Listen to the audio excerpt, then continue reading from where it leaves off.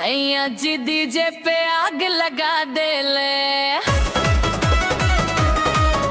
कमरिया हिला के दिलवा उड़ा दे ले। एक नजरिया में गेम बना दे ले, पूरा कॉर्ड के प्रेजी बना दे ले।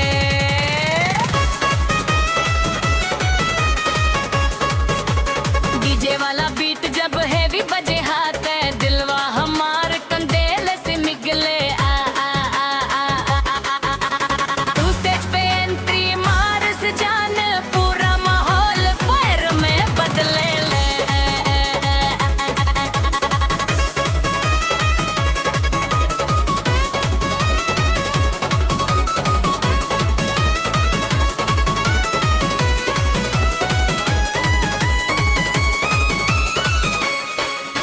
लाल लहंगा में फुल तबाही, देख के दिलवा मांगे गवाही। चाल तोहार किलर लागे, रात बने रंगीन सवारी।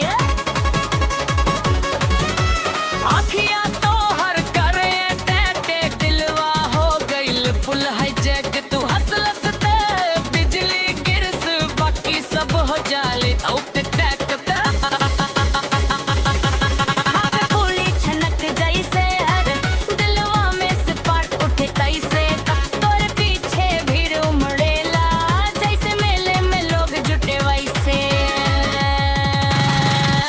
सैया जी डीजे पे आग लगा दे ले,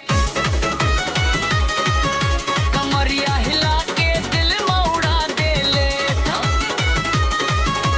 साइज नजर ये बना दे ले, पूरा क्राउड के क्रेजी बना दे ले।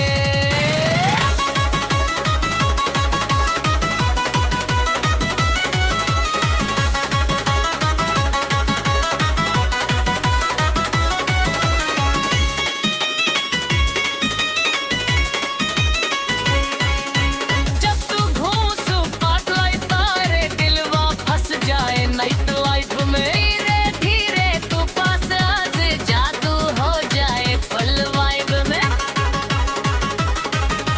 झुमका चमके डिस्को लाइट, तू लाग सिक्योर तायर वाइफ। बीत रात होते ही जान, पूरा फ्लोर करे राइल ड्राइव में। लाली होठवा पे दिल हार गई नी, कोरे प्यार में बेकरार भई नी।